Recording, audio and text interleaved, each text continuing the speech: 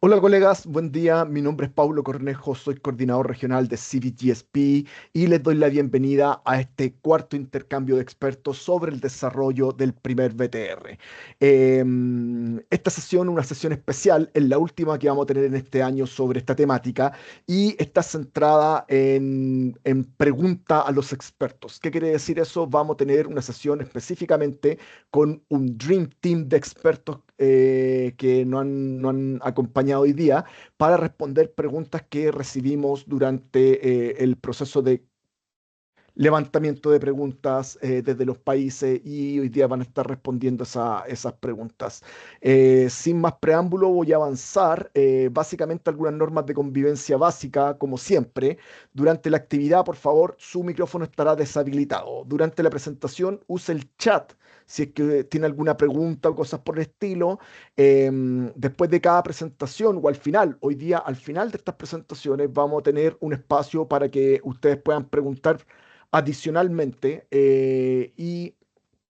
y finalmente levanten su mano virtual y nosotros les vamos a habilitar el micrófono, ya que están deshabilitados en estos momentos. ¿Algún antecedente antes de comenzar? Siempre es importante tener en consideración que con la puesta en marcha del marco de transparencia reforzado del Acuerdo de París, todos los países estamos llamados a presentar nuestro primer BTR de acuerdo a las modalidades, procedimientos y directrices a más tardar este año. Los BTR en sí van a proporcionar información sobre las medidas adoptadas y los progresos realizados en la mitigación, la adaptación y todo lo que tiene que ver con los apoyos tanto prestados, movilizados, recibidos o requeridos. La información de los BTR, ¿cuál es la importancia de esta información? Es que se incorporará al balance mundial, que va a evaluar, como todos sabemos, el progreso colectivo hacia los objetivos climáticos de largo plazo. Esta transición hacia los BTRs que están reemplazando a los BUR, básicamente, implica en realidad un aumento en la cantidad de detalle y rigurosidad de la información a presentar. Por lo tanto, un desafío bastante importante para todos los países. En este sentido, es sumamente importante que los países podamos internalizar estos nuevos requisitos de presentación de información para poder generar estos documentos y entregar esta información de forma oportuna, que quizá es lo más importante que hemos estado discutiendo a nivel internacional y que la importancia es tener información de forma oportuna, que sea lo más transparente y de la mayor calidad posible y presentarla ante la convención. En respuesta a este contexto y estos nuevos desafíos, durante el 2024, CBGSP ha estado realizando sesiones, ya esta es la cuarta sesión, sobre intercambios de expertos, donde, por ejemplo, en las sesiones anteriores lo que hacíamos era que algunos países nos presentaran cómo iba el estado de avance de su BTR. Tuvimos la participación de Paraguay, de Panamá, de Guatemala, de Costa Rica, de Uruguay y de México en estas sesiones anteriores donde nos presentaron el estado de avance que tenían con respecto a su BTR y también todas las lecciones aprendidas con respecto a las buenas prácticas, pero también lo difícil o los principales desafíos que habían estado teniendo. Agradezco profundamente a los colegas de estos países que accedieron a participar. Eh, Ahora, para esta cuarta sesión, hemos decidido cambiar un poco la dinámica de la sesión y establecer tres paneles de expertos con expertos de primer nivel, donde van a estar respondiendo preguntas que se nos envió con anticipación y van a estar respondiendo preguntas sobre que tienen relación con la presentación de información en la materia. Los paneles van a estar, el primer panel va a estar enfocado en el informe del inventario nacional, el segundo panel va a estar enfocado en el seguimiento de la ANS y el tercer panel va a estar enfocado en todo lo que tiene que ver con la labor de adaptación. Adicionalmente, quiero presentarles brevemente un nuevo mecanismo de comunicación que estamos estableciendo, que son los foros de las comunidades de práctica de CBGSP. Son foros que están en la plataforma para la transparencia climática.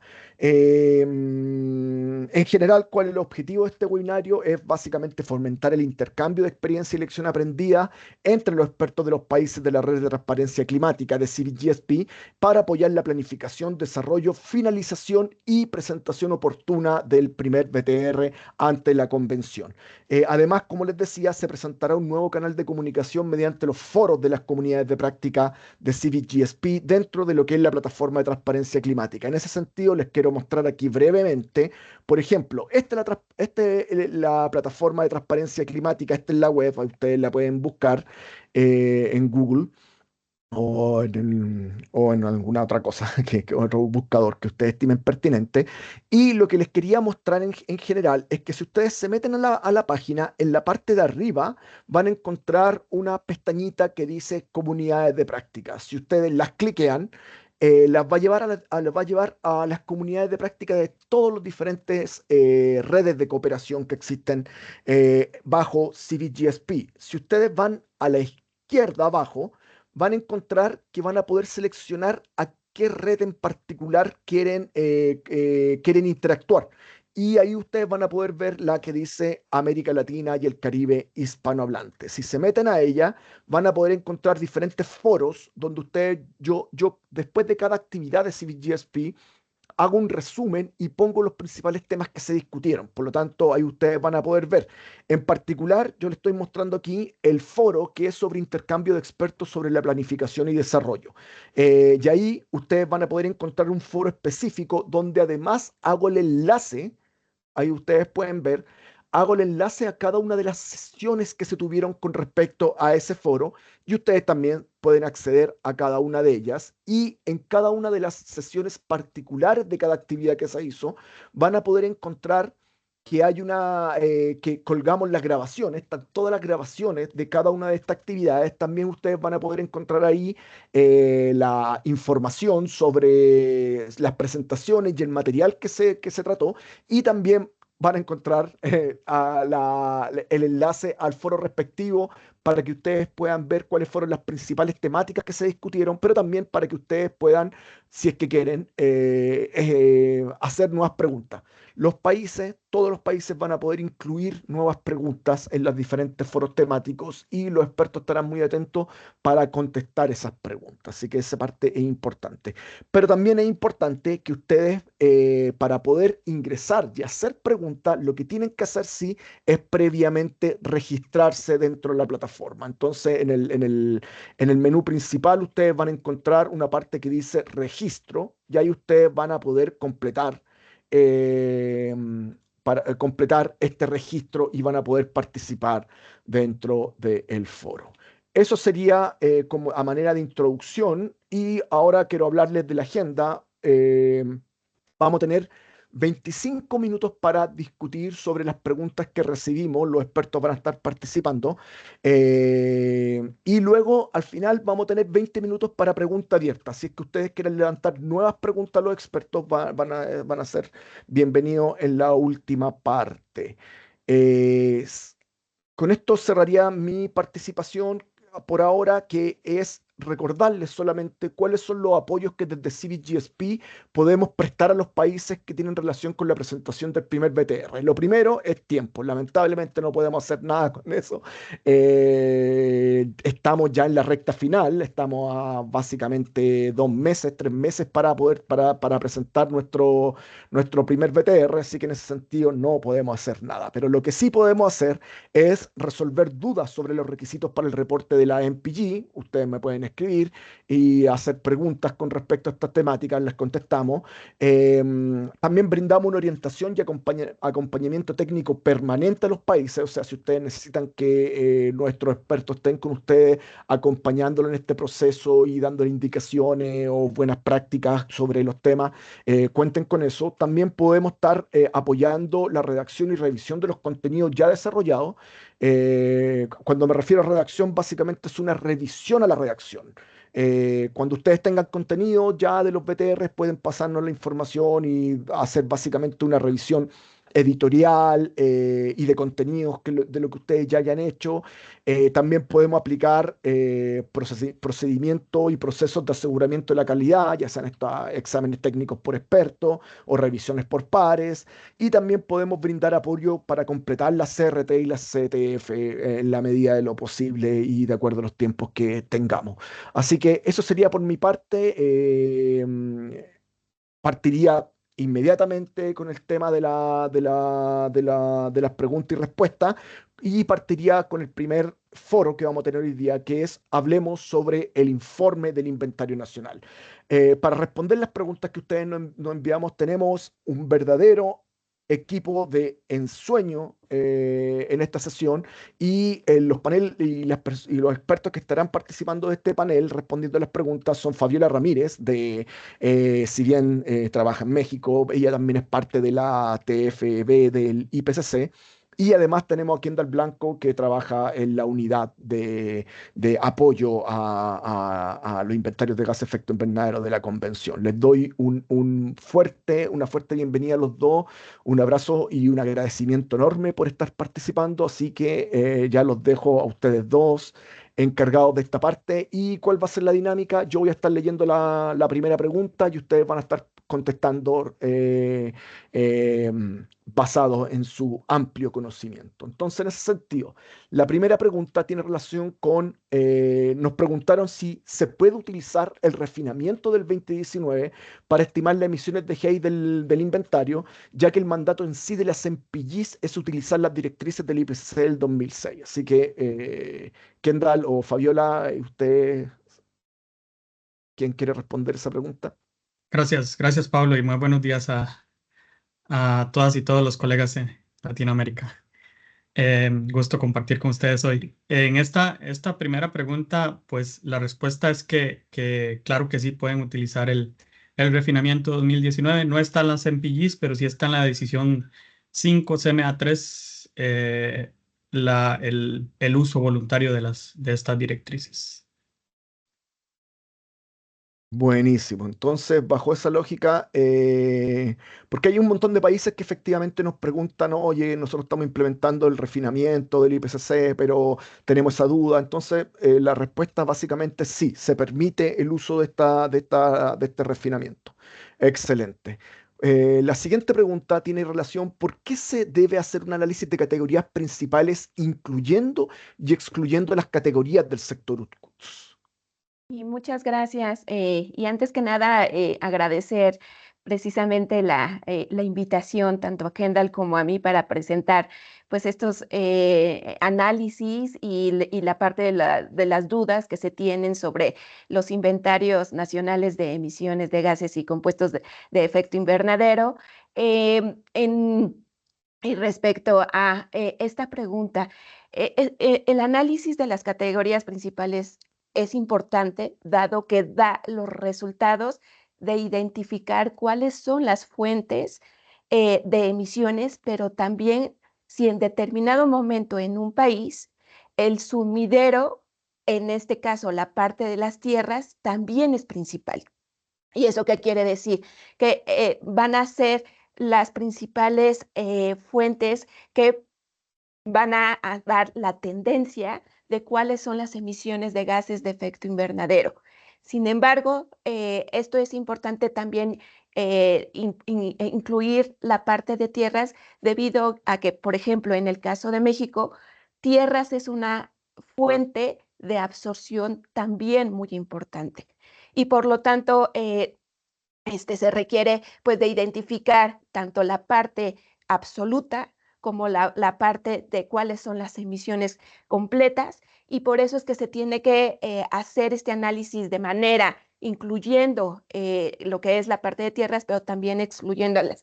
Además, este análisis de categorías nos da también la consideración de que si una fuente es en una consideración absoluta o una tendencia, inclusive nos da información también sobre las consideraciones de incertidumbre, pero requerimos de pues, hacer este análisis tanto en las emisiones totales que serían excluyendo USCUS, pero también con las emisiones netas, incluyendo USCUS, para poder balancear cuáles serían las consideraciones de las fuentes, pero también de los sumideros.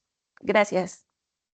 Muchísimas gracias, Fabiola, es importante tener en consideración que esto es un requisito explícito de las MPGs que dicen que hay que analizar las categorías principales para el primero, el último año, para la tendencia, incluyendo y excluyendo outputs, aplicando el método 1. Así que es re importante en ese sentido que lo podamos desarrollar. Y esto es bastante nuevo para los países. Usualmente no veníamos haciendo esto con las categorías principales, así que es un punto importante. La tercera pregunta dice, ¿para qué sirve la coherencia de la serie temporal? Y podrían darnos un ejemplo de una serie consistente, coherente, perdón, y una serie no coherente. Por ejemplo, están hablando que en el país existen diferentes fuentes de información que son oficiales, pero cubren diferentes periodos dentro de la serie temporal. ¿Cómo abordar esa situación? O sea, básicamente la pregunta es, cuando ustedes tienen ¿por qué es importante primero la coherencia de la serie temporal? Segundo, ¿cómo manejar cuando en un país existen diferentes fuentes de datos que son oficiales, pero que cubren a su vez diferentes periodos de la serie temporal? Así que los dejo a los expertos ahí que puedan contestarnos esta pregunta compleja. Gracias, gracias, Pablo. Bueno, son varias preguntas en una, en realidad. ¿Para qué sirve la coherencia de la serie temporal? Em, lo que se, el fin, ¿verdad? De la coherencia de la serie temporal es que los resultados de las estimaciones o las diferencias de los resultados de las estimaciones entre años en realidad reflejen eh, las diferencias reales que existen en las emisiones y que no sea por algún factor, llamémoslo así, externo o un uso, por ejemplo, inadecuado de las metodologías o dos métodos utilizados diferentes, dos niveles metodológicos en dos diferentes periodos de tiempo. Entonces, para eso es que funciona la serie temporal. Em, en caso, y la idea es que se utilice siempre el mismo método y ojalá la misma fuente de información. Y por ejemplo, acá en la pregunta, existen diferentes fuentes, pero cubren diferentes periodos dentro de la serie temporal. ¿Cómo se puede abordar eso? Pues yendo a los proveedores y a esas diferentes fuentes primero, para asegurarse o no de que la metodología con la que se generó ese dato de actividad o esa información fue la misma. Si fue la misma, pues en ese caso estos datos serían consistentes. Si no fue la misma, pues el siguiente paso sería utilizar alguna técnica de empalme, de consultarlas en las directrices para asegurar esta serie temporal. Creo Muchas que gracias, sí. Kendall, por esa respuesta. Efectivamente, es importante la coherencia porque en realidad hay que reflejar la tendencia y la dinámica propia y reales o lo más real posible de las emisiones del país. Muchas gracias, Kendall, por esa respuesta. La siguiente pregunta tiene relación con mira, tiene justa relación con el tema de la coherencia, que dice, ¿se puede utilizar alguna técnica estadística para completar la serie temporal desde 1990, siendo que el país solamente tiene información desde el 98? ¿Cómo podría hacer eso? Sí, gracias, Paulo. Efectivamente es un caso recurrente y lo que nos permite hacer precisamente la estadística es hacer una retrospectiva. Hay que analizar la temporalidad en donde sí tenemos datos y ver cuál es la tendencia de esos datos que sí tenemos.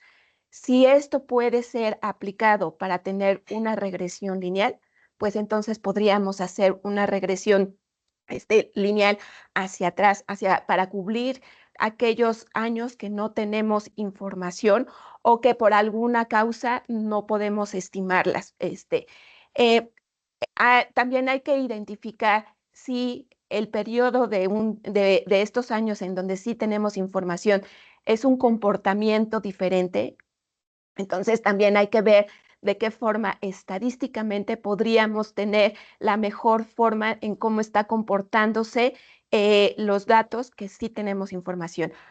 tampoco no es necesario tener la temporalidad completa. Es decir, si desde 1999 hasta el último año, en este caso 2022 o 2023, que estaríamos presentando en este BTR, tenemos información, pero el comportamiento es diferente porque además las circunstancias nacionales pudieron haber cambiado en ciertos tiempos, tal vez en un periodo de 7, 10 años, pues realmente lo que podemos hacer es que ese comportamiento que teníamos desde 1990 hasta 1998 pudiera ser más adecuado el reflejo en los primeros 5 años de 1999 hasta el 2002, 2003, por ejemplo. No es necesario que ocupemos toda la serie histórica.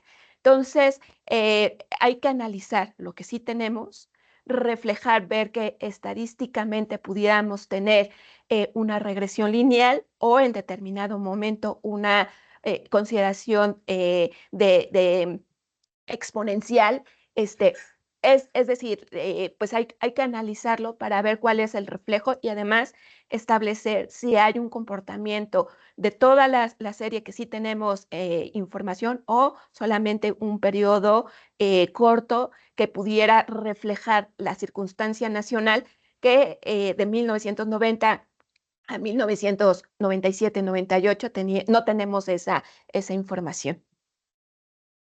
Gracias. Muchas gracias, Fabiola.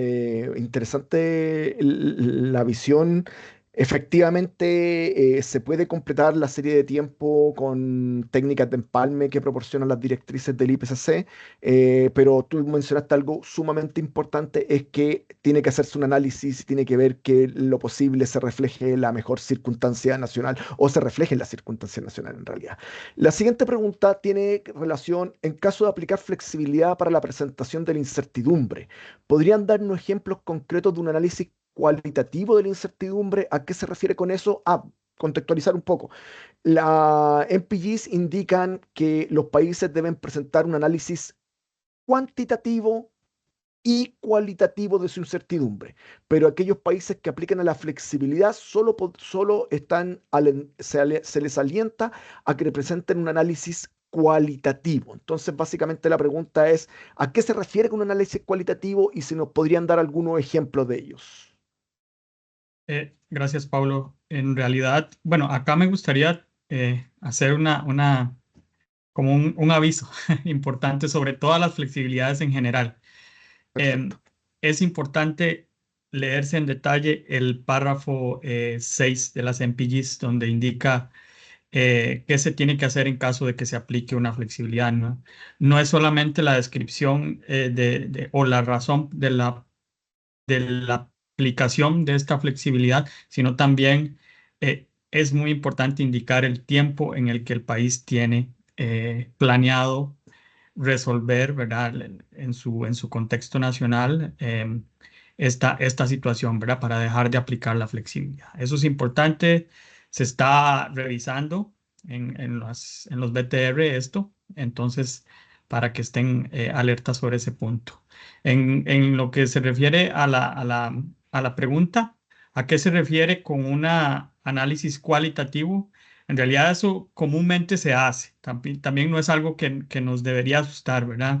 Es simplemente una descripción en texto de cuáles son las fuentes de incertidumbre y qué es lo que se espera, ¿verdad? Si es un valor alto o un valor bajo, así tal cual, o un valor que tal vez no vaya a tener un gran impacto sobre la incertidumbre de las emisiones de la categoría que se esté estimando o del inventario en general, ¿verdad? Eso es un análisis cualitativo eh, que si se aplica flexibilidad sería lo único que los países deben de presentar, además de la justificación. Y si no, simplemente siempre va a ir acompañando, ¿verdad?, la parte cuantitativa. Ejemplos concretos. Por ejemplo, uno bastante general, no soy experto en la parte de agricultura, pero por ejemplo, gestión del estiércol y manejo del estiércol y fermentación entérica, Las emisiones se ven influenciadas mucho por el tipo de clima, por supuesto, el tipo de la desagregación del ganado, y muchas veces la incertidumbre de estos datos no se tiene. Entonces, lo que el país debe hacer es agregar un párrafo indicando, bueno, se espera por ejemplo, que el clima no influya mucho en la incertidumbre. Sin embargo, al tener tanta variedad de tipos de ganado en el país, ahí sí la incertidumbre podría ser mayor. Eso es un pequeño, en 2 líneas, un análisis cualitativo de la incertidumbre, en este caso para una categoría o subcategoría específica, ¿no? Muchas gracias, Kendall. Tú mencionaste algo que no puedo dejar pasar sin remarcar, que el tema de efectivamente las MPGs indican que el uso de flexibilidad está acompañado con algunas acciones que el país tiene que incluir. Si tú aplicas una flexibilidad, tienes que indicar a qué flexibilidad aplicaste, tienes que indicar cuáles son tus limitaciones de capacidad que te llevaron a aplicar esa flexibilidad, pero también tienes que indicar explícitamente cuál va a ser el plazo en plazo y las acciones que tú vas a llevar a cabo para poder superar esa limitación de capacidades que te hacen aplicar flexibilidad. Entonces, es re importante lo que tú planteas, te agradezco que hayas hecho mención a eso porque es un tema importante. La siguiente pregunta tiene relación con cuál es la diferencia entre utilizar la clave de notación no aplica, no estimado y no ocurre. ¿Nos podrían dar algún ejemplo de cuáles son las diferencias de esto? Claro que sí, Paulo. Esto crea bastante confusión en cómo aplicar el NA, el NE, el NO. Em, Primero tenemos que partir de que los resultados del inventario en las tablas que tenemos que presentar no tienen que ir vacías, es decir, cada una de las celdas tienen que ir con algún dato, que pues lo más adecuado es que serían el dato numérico de las emisiones o de las absorciones. Tampoco no pueden ir con cero, a menos de que sea un cero absoluto, ¿no? Pero aquí la consideración es que en las notaciones, en las claves de las notaciones, un NA quiere decir que no aplica. ¿Eso qué quiere decir? Existe la actividad en el país, sin embargo, esa actividad no emite gases de efecto invernadero. Si en un país, por ejemplo, tienen producción de zinc, pero esta producción de zinc es electrolítica, entonces no va a haber emisiones de gases de efecto invernadero y entonces se aplica un NA, porque no está aplicando en que haya emisiones, pero sí hay la producción. El NE no estimado. ¿Esto qué quiere decir? Que sí hay la actividad en el país, pero por alguna razón no existen los datos de actividad o en determinado momento no hay forma de cómo se pueda estimar o esa fuente de emisión es insignificante, porque tal vez los datos de actividad son poquitos o no hay una actividad con una cantidad enorme para poder estimar las emisiones y las emisiones son muy pocas, pues entonces se pone no estimado. Es el caso de nuestros países que a lo mejor tengamos, por ejemplo, camellos que a lo mejor son muy pocos los que tengamos en nuestros países. No somos países que tengamos muchos camellos, pero sí sabemos que en zoológicos o que en alguna otra actividad pudiera haber camellos. Estas emisiones de estos camellos son insignificantes, por lo tanto, tendremos que poner NE en esa categoría. Es decir, sí hay la actividad, pero no está estimada porque es insignificante o en determinado momento no tenemos los datos suficientes para poder estimar las emisiones. El NO es no ocurre. ¿Esto qué quiere decir? Que definitivamente no hay la producción en el país. Y un ejemplo claro es, por ejemplo, que no tengamos en nuestros países la producción de aluminio virgen. la producción de aluminio virgen sí emite gases de efecto invernadero, pero si no tenemos esta producción de aluminio, entonces no estamos emitiendo gases de efecto invernadero. Y a lo mejor y sí hay aluminio reciclado, pero no están las emisiones como tal de gases de efecto invernadero. Y hay otras dos not keys que sean el IE, que es decir, incluido en otra categoría. Es decir, por ejemplo, si en el sector industrial hay datos de actividad que están agregados y que no se puedan desagregar. Entonces, en el caso de México, lo que hacemos es incluirlo en otras categorías industriales. Es decir, esa actividad sí está pasando, pero por los datos de actividad están todos en conjunto y lo ponemos en otra fuente de emisión. Y hay otra que es la C, que es confidencialidad. Esto quiere decir que por datos que no son susceptibles a ser públicos, no podemos dar la información y por lo tanto las emisiones de esa categoría. Gracias, Paulo. Muchas gracias, Fabiola, por esa aclaración. Y tiene mucha relación con la siguiente pregunta, lo que tú acabas de decir, porque dice, para aplicar la clave de notación no estimado para una categoría que es insignificante, que la MPGs indican que se puede usar cuando una categoría insignificante, como tú lo mencionaste, ¿tienen que primero estimarla y luego poder identificarla como insignificante o se puede identificar como insignificante así, podríamos decir, al ojo? No sé cómo lo podríamos decir en otros países, no sé, ¿qué anda Fabiola? ¿Algún comentario respecto a eso? Esto es algo bastante común en todos los inventarios, incluso de algunos países en desarrollo. Em, Porque las MPGs, cuando hablan de las claves de notación, mencionan sobre la notación no estimada, simplemente, ¿verdad? Que, como Fabiola bien lo indicaba, la actividad ocurre en el país, pero no se tienen datos para estimarla. Pero hay un párrafo siguiente en las MPGs que indica el uso de N específico para insignificancia. Y lo que en realidad se debería hacer, si somos bien rigurosos con las MPGs, es hacer una estimación, y ahí es cuando muchos países también dicen, bueno, pero es que si la voy a calcular, entonces, ¿para qué? Si no, si igual, entonces la puedo reportar.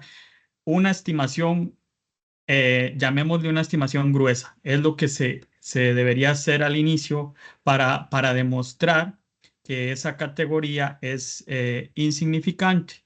Eso sería que esté debajo del umbral de las 500 kilotoneladas o 0,05 por ciento del total excluyendo UTCUTS, lo que sea menor de estos dos que acabo de mencionar.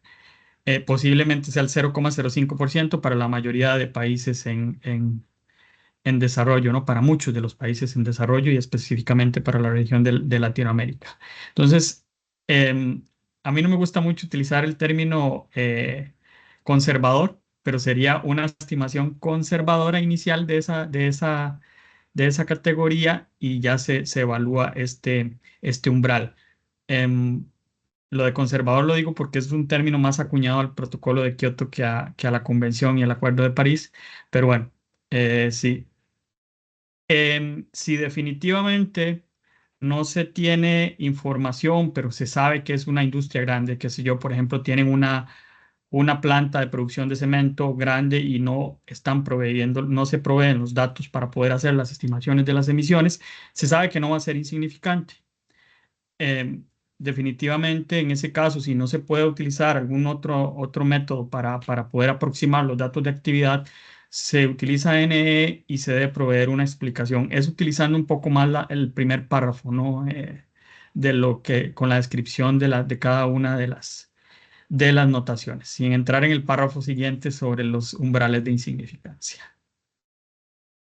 Muchas gracias, Kendall, por esa aclaración. Está interesante cómo abordar el tema de la insignificancia. Siempre ha sido reconfuso en el inventario eso. Muchas gracias. La siguiente pregunta dice, en la práctica, ¿qué se entiende por un plan de aseguramiento de la calidad y control de la calidad? ¿Tiene que ser un documento separado o puede estar incluido en el mismo informe del inventario nacional? Y, esta pregunta es importante, dado que tanto el aseguramiento de calidad como el control de calidad, pues finalmente tienen el objetivo, pues de cumplir con los principios, lo que es el inventario de emisiones, que es la exhaustividad, la coherencia, la transparencia, la precisión y la comparabilidad. La diferencia entre uno y otro, el control de calidad son todas aquellas actividades que el grupo que hace el inventario tiene que realizar para asegurarse de que los números pues no tengan algún error o que haya algún proceso adecuado hacia el interior del grupo que está haciendo el inventario. El aseguramiento de calidad es aquellas actividades de revisión de personas o un grupo de expertos que no tuvo que ver con el procesamiento de ese inventario en específico. Es decir, una tercera parte va a revisar lo correspondiente a que se haya llevado a cabo de manera coherente, transparente, exhaustivo ese inventario. Entonces, el control de calidad es interno y el aseguramiento de calidad es por un tercero y es externo. Ahora, em,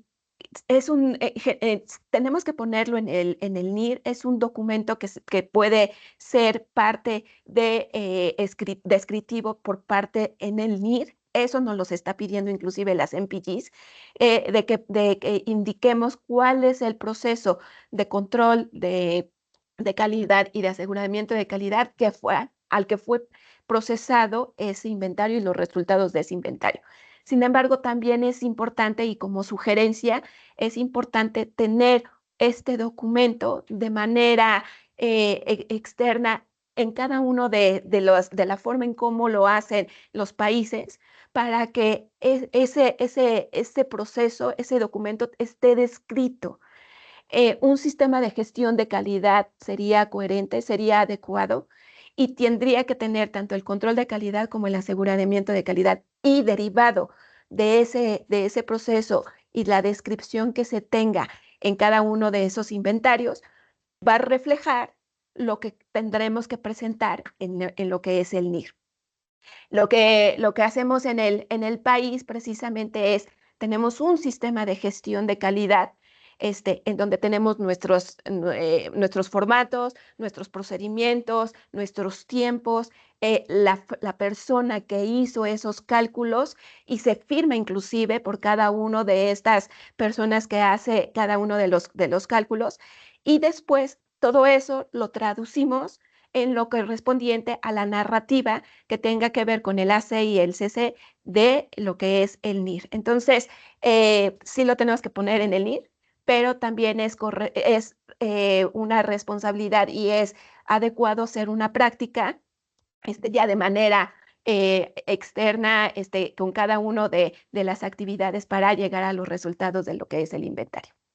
Gracias, Pablo. Muchísimas gracias, Fabiola. En honor al tiempo, voy a pasar algunas preguntas, voy a irme a algunas preguntas precisas como para ir más en algún detalle más técnico. La siguiente pregunta que sí voy a hacer es con respecto a cómo puedo reportar las mezclas de hidrofluorocarbono cuando no conozco la composición propiamente tal de la sustancia.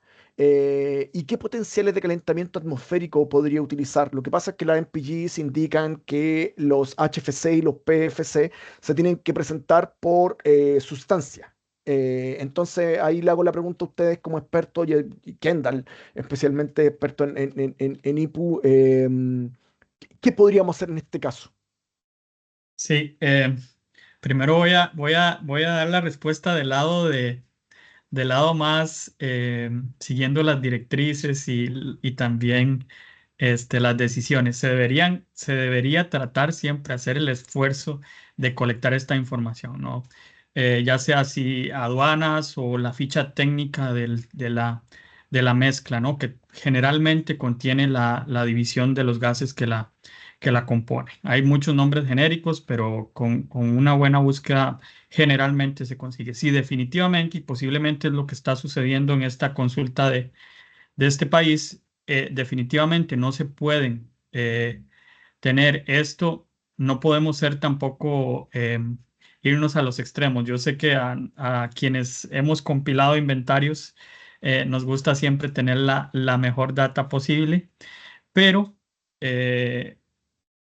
lo que se puede hacer en este caso es un juicio de experto, considerando, por ejemplo, que esta mezcla es de las mezclas que realmente están ingresando al país.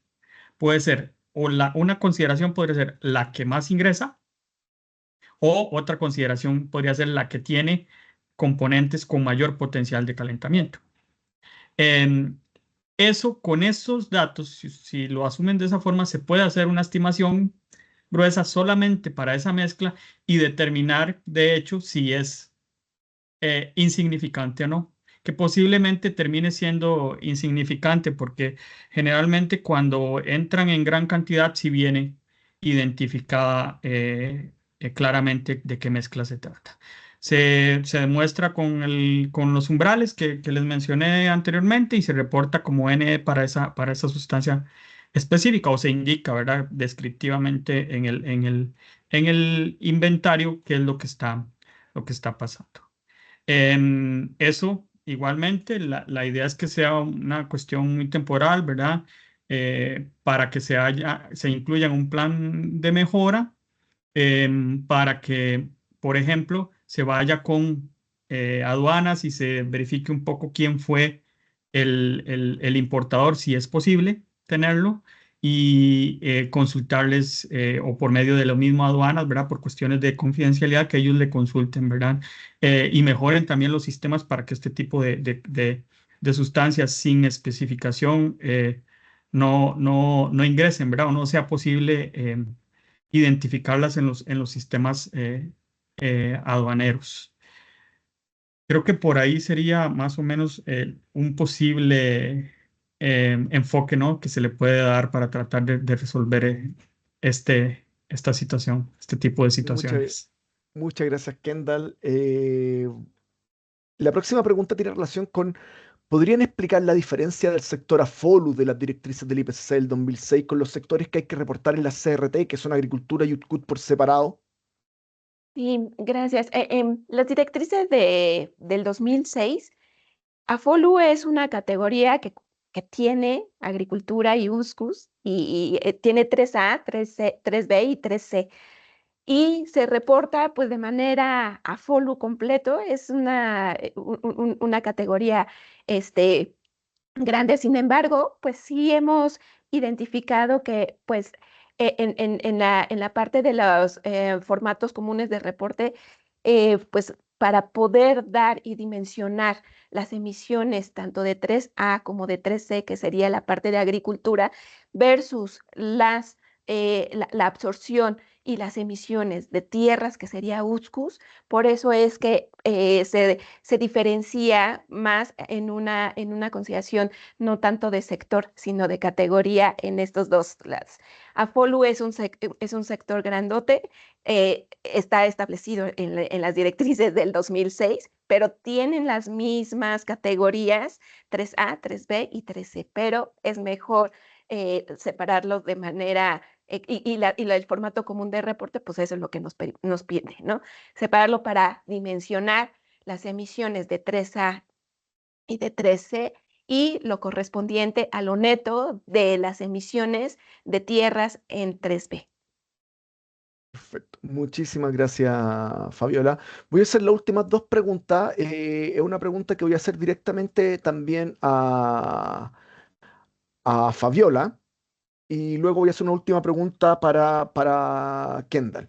Aquí dice que en el país alguna información estadística oficial demora 2 años o más de 2 años en ser publicada. Por lo tanto, no es posible actualizar el inventario como se indica en el párrafo 58 del MPG, que dice que el último año no debe ser mayor a 2 años entre el último año inventariado y la fecha de presentación del NIR.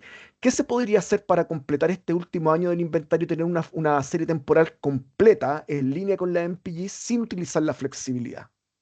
Ya habíamos comentado sobre la parte de estadística y hacer uso de las herramientas estadísticas para poder cuantificar pues los años que a lo mejor y no tengamos, que a lo mejor ya es el último año, pero aquí lo importante es ser transparente.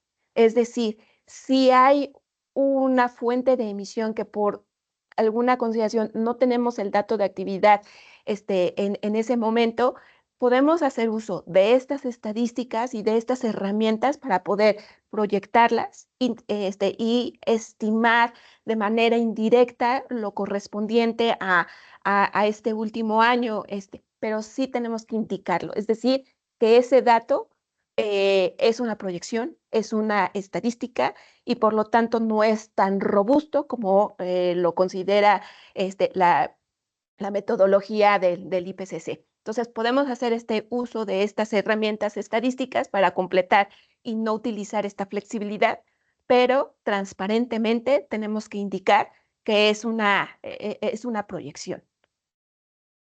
Muchísimas gracias, Fabiola. Es importante ese punto, ya que un año más, un año menos, a veces la información no está y se puede utilizar técnicas de empalme.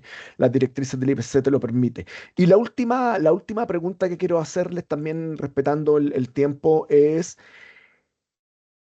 plantean que en el país se estiman factores de emisión a nivel subnacional para la ganadería. O sea, se tienen varios diferentes factores, no a nivel nacional, sino que a nivel subnacional. ¿Cómo pueden ingresar estos factores de emisión para completar la CRT en el ETF Reporting Tool? Em, sí, bueno, acá indicar nada más que la parte de las ETF Reporting Tools lo lleva una unidad diferente dentro de transparencia. No soy un experto en esta área, pero claramente si no se puede reportar estos diferentes factores en las herramientas de reporte, sería bueno, y yo con mucho gusto puedo también pasar la consulta a Paulo y colegas, a los colegas, directamente a los colegas de Tools. Creo que por ahí sería la mejor opción, pero de momento sería muy bueno, ¿verdad? Por supuesto, incluir en detalle de toda esta información en el documento de inventario. En caso de que al final haya alguna, porque estos temas son bien complejos, ¿verdad?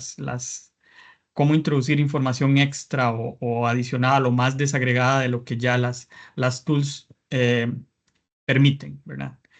Y justamente sobre esto, Pablo, esta consulta que voy a hacer con los colegas, voy a incluir, si es permitido, ¿verdad? Pues puesto la consulta de Luisa que tiene en el chat, que es muy, muy similar también. Y también por ahí vi una al final de De Belén. Belén, sí, Sí. que es más del software. La de Belén es más del software del IPCC que entonces esa sí sería bueno hacerla al IPCC más que a nosotros, sí. Pero sí, con mucho gusto yo puedo también dirigir la consulta, no hay ningún problema.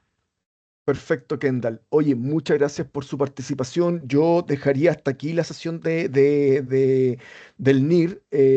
Primero, darle las gracias a Fabiola y a Kendall. Kendall, yo sé que tú tienes compromiso y que tienes que retirarte, así que te libero por completo de cualquier compromiso ahora. Muchas gracias. Y más que nada, agradecerte tu participación. Muchas, muchas gracias. Y estamos ahí conversando para futuras actividades. Fabiola, también agradecerte un montón y ya con esto le daría paso al siguiente panel, vamos a hablar sobre el reporte del seguimiento de la NDC. Y para ello vamos a tener como panelista a Fernando Farías y a Francesco Locatelli, que ambos son de UNEP CCC. Así que les doy la bienvenida y le agradezco enormemente poder participar en este webinario enfocado en las preguntas a los expertos. Un gustazo a ambos y partiría con la primera pregunta.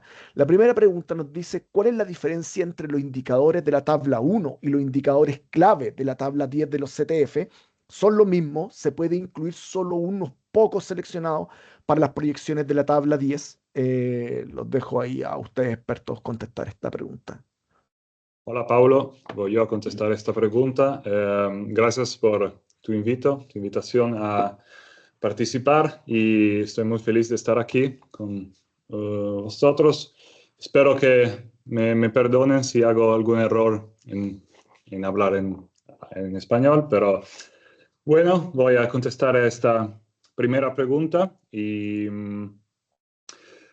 esa es una pregunta bastante rápida porque los indicadores llave en la tabla 10 puede ser un subconjunto de los en la tabla 1, así que es muy importante elegir solo pocos, los más importantes de esos indicadores en la tabla 1. Y una cosa muy importante es que estos indicadores deben poderse, es muy importante que se puedan proyectar en el tiempo para hacer un seguimiento de los progresos alcanzados.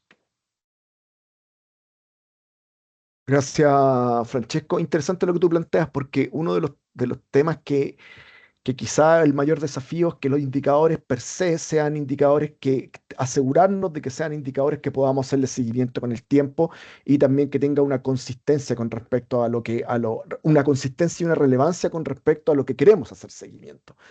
Muchas gracias por esa respuesta, Francesco. Ningún problema con el idioma, sale perfecto, así que démosle. La siguiente pregunta nos habla que la NDC del país no tiene un año de referencia o un periodo temporal. En este caso, ¿cómo se debería completar la tabla 4 de los CTF? Bueno, voy a contestar yo esta también, voy a contestar las primeras 5, así que ya lo sabes. Ah, perfecto. Y dejé las otras a mi colega Fernando. Y bueno, eso también como antes, es siempre el mismo tema es muy importante poder hacer poder monitorar, poder proyectar los indicadores, así que en ese caso, esa situación es un poco problemática porque sin un año de referencia ni un marco temporal, el seguimiento del progreso puede volverse complicado y por los MPG sería un requisito obligatorio, así que en mi opinión el país debería hacer todo lo posible para definir un año de referencia o un periodo de implementación, una meta intermedia, algo para poder hacer este seguimiento.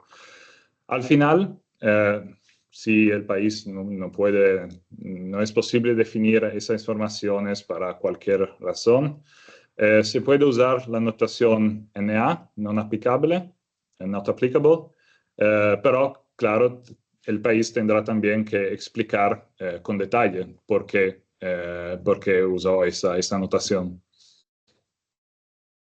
Vale, muchísimas gracias, Francesco. Entonces también te pregunto, Francesco, aquí nos dicen que la NDC del país tiene varios sectores e indicadores. ¿Qué consejos podrían darnos para seleccionar los indicadores más relevantes para el seguimiento de la NDC? Que hay un punto importante que tiene que ver con la relevancia de los indicadores con respecto a su NDC en sí. Sí, bueno, el consejo es un consejo más simple, pero es de enfocarse en los indicadores relacionados con los GEI, incluidos en la NDC. No elegir demasiados indicadores relativos a medidas menores, no sobrellenar las tablas, siempre es el primer consejo. Creo que es muy importante que muchos países empiezan a sobrellenar tablas, pero sí, simple es mejor muchas veces. Muy importante lo que tú estás planteando, porque efectivamente en algunos países ellos han determinado muchas acciones y compromisos dentro de su NDC y mientras tú más comprometas en la NDC y más acciones comprometas, más indicadores y mayor tiempo para hacerle seguimiento a cada uno tienes que hacer. Entonces, es interesante lo que tú planteas, que como sugerencia es tratar de englobar la NDC y hacerlas mucho más macro, más globales, para que sus indicadores sean también más prácticos de seguir. Muchas gracias por ese comentario, Francesco. Em, Luego, en la pregunta 4 se dice, ¿se puede completar la tabla 3 de los CTFs utilizando solo los métodos de contabilidad para su indicador principal? En el caso del país, es la cantidad de reducción anual generada de las emisiones de GEI. ¿Cómo se podría abordar eso? Sí, se puede. La respuesta solo es sí, porque no es necesario poner demasiadas informaciones sobre muchos indicadores. Como antes, es mejor enfocarse en 1, 2, 3 indicadores y explicar muy bien y en detalle la metodología de cálculo todos los detalles necesarios. Vale, muchísimas gracias. Y esta última pregunta para ti, Francesco, es básicamente en la tabla 1 y 2 de los CTF. ¿Se debe incluir también los indicadores utilizados para hacer un seguimiento del progreso de las medidas informadas en la tabla 5 o solo debería informar la meta general de la NDC?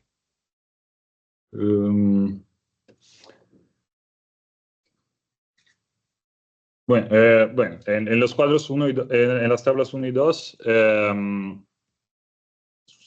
solo es importante seleccionar los indicadores para el seguimiento de la NDC. Como antes, voy a repetirme otra vez, es importante no seleccionar demasiados indicadores, sobre todo de medidas menores, porque en la tabla 5 hay un espacio donde describir todas las medidas y a menudo muchas de ellas tienen muchos indicadores que pueden parecer muy interesante, muy importante y se puede hacer el seguimiento también de esos, pero no es importante, no es relevante, y puede ser que va a complicar también el trabajo del país poner estos indicadores en las tablas 1 y 2. Buenísimo. Voy a hacer una pregunta adicional que surge de esto porque me acaba de surgir una pregunta que si bien nosotros sugerimos que en la NDC pongan más englobados las medidas o cosas por el estilo, no tan específicas, ¿tendría algún impacto eso en el concepto de ambición cuando se actualice la NDC? Porque lo que podríamos hacer es cambiar la NDC para nuestra próxima NDC. Pero ¿cómo iría eso en línea con el concepto de ambición? ¿Podría alguien decir, oye, si tú estás englobando, es menos ambicioso que plantear acciones concretas o acciones más específicas? Eso lo dejo abierto, es una pregunta más abierta. No sé si lo quiere contestar Fernando o Francesco.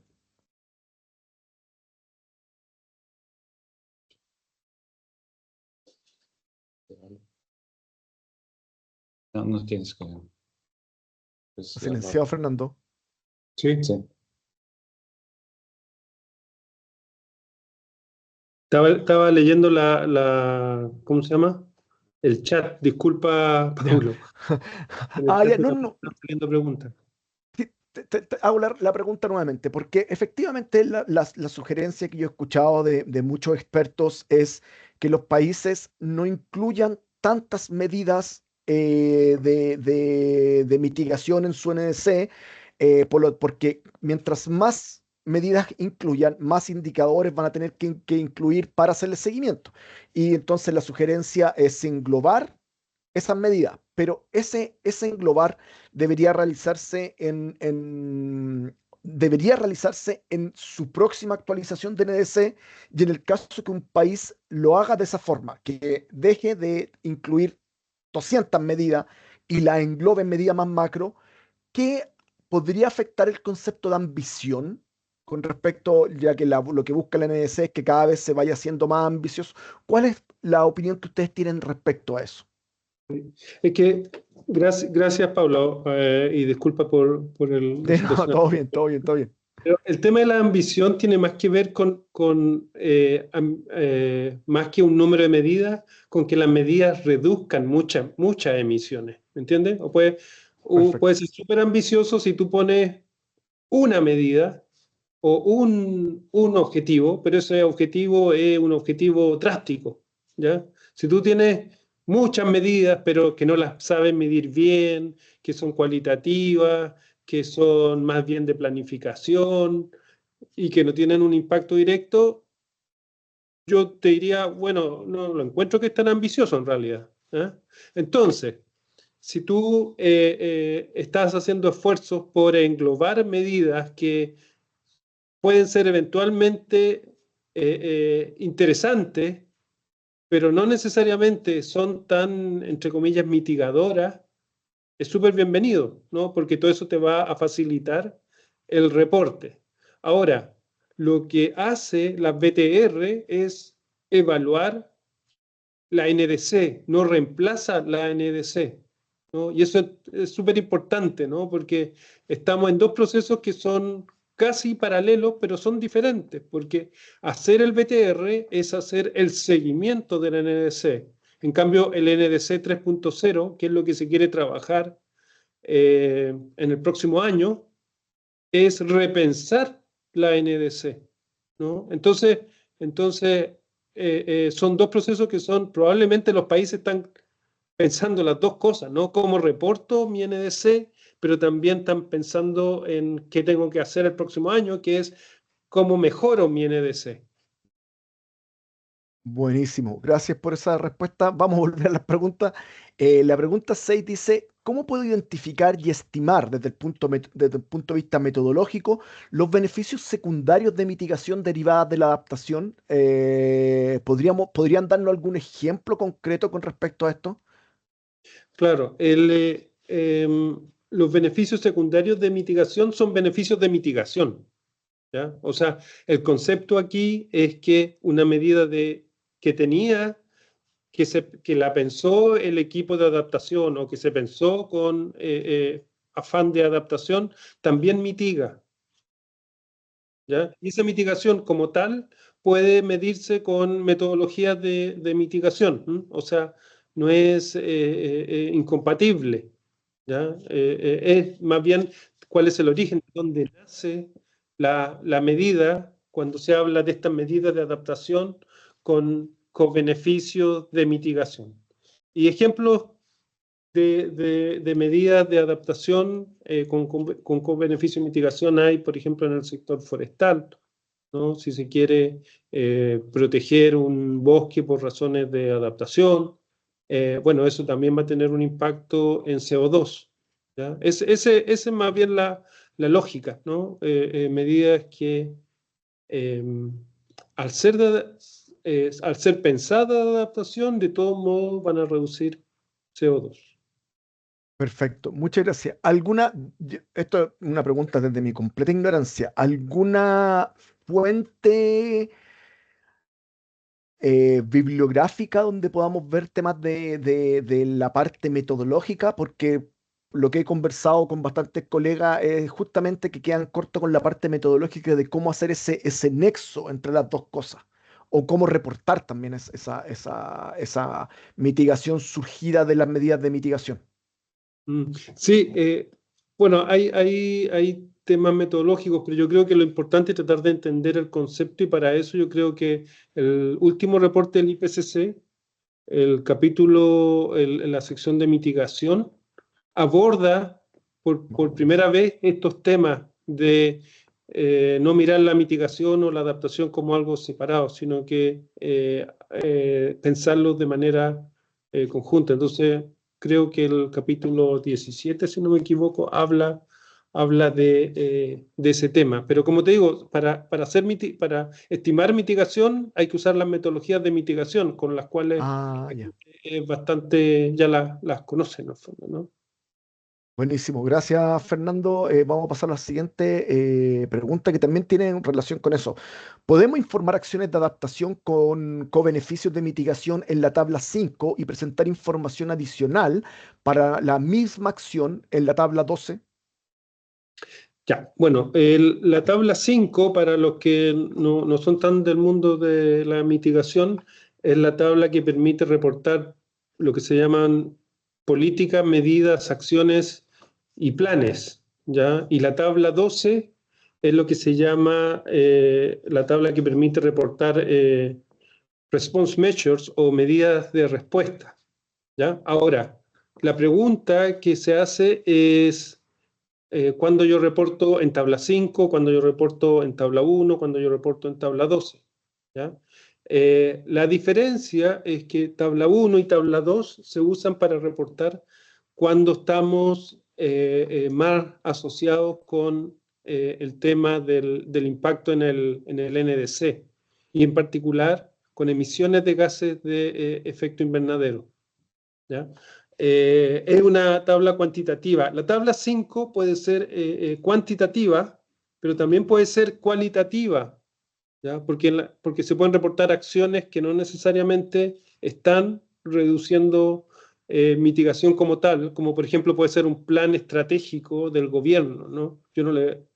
Va a ser súper difícil o imposible asociarle CO2, cantidad de CO2 a un plan estratégico, ¿no? Pero es súper importante que esté, porque ese plan estratégico da pie a que se hagan medidas que sí eventualmente pueden en el futuro ser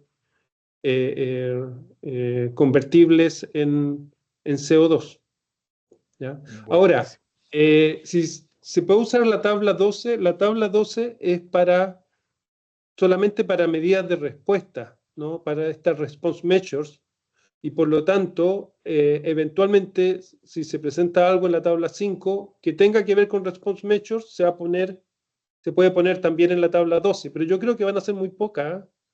Van a Ya. ser muy pocas. ¿Y el concepto propiamente tal de medidas de respuesta, qué hace referencia? Se refiere a que puede haber medidas que tienen impacto en países que son dependientes de gases de efecto invernadero, ¿ya?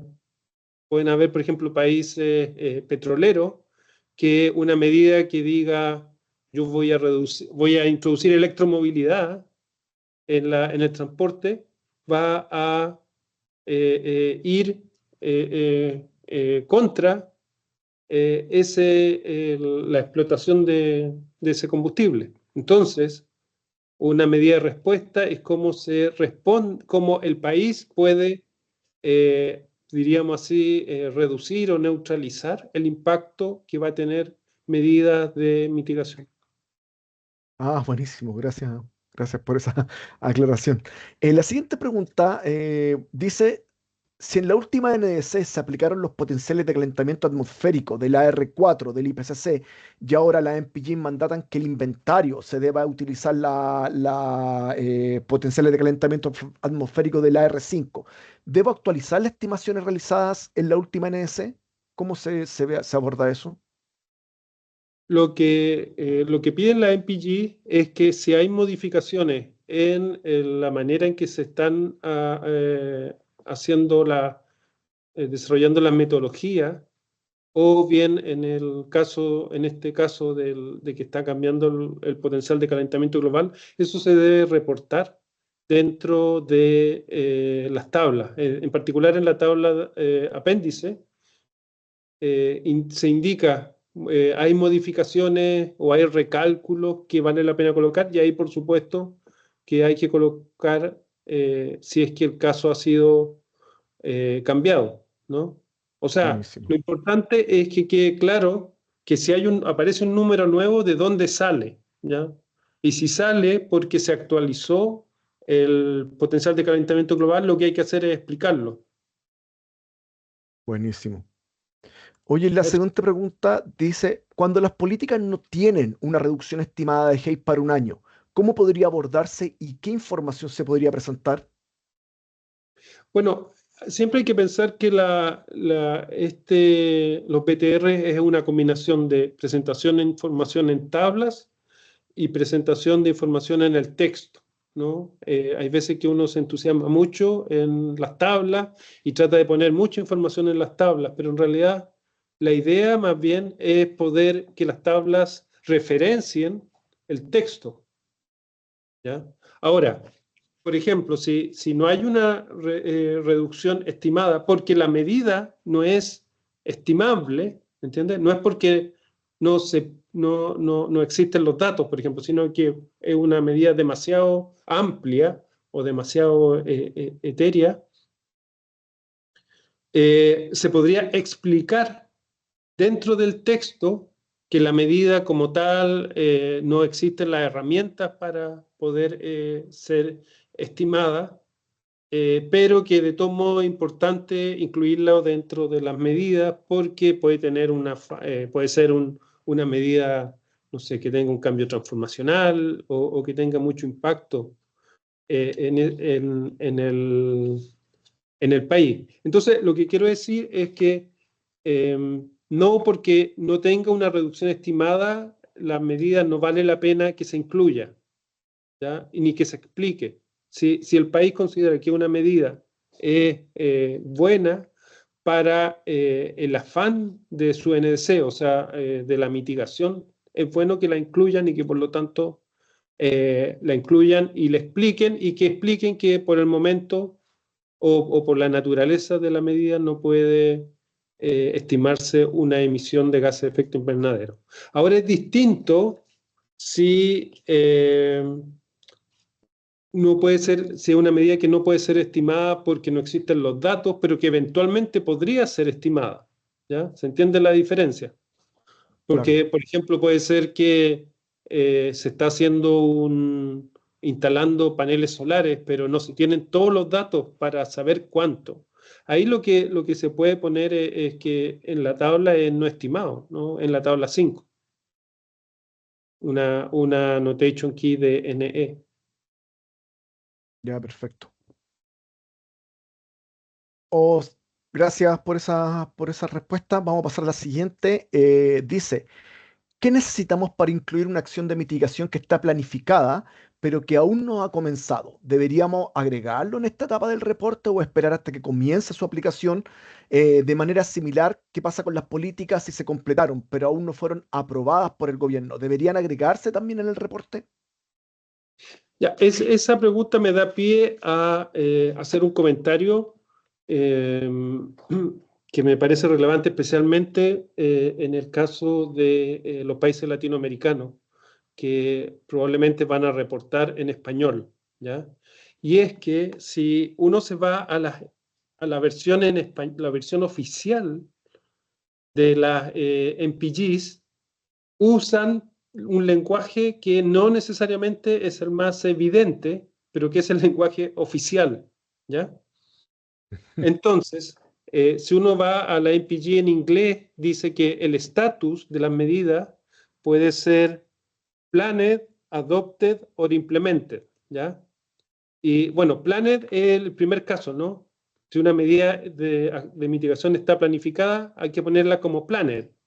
Pero si el país está reportando en español, la traducción oficial de planned es prevista.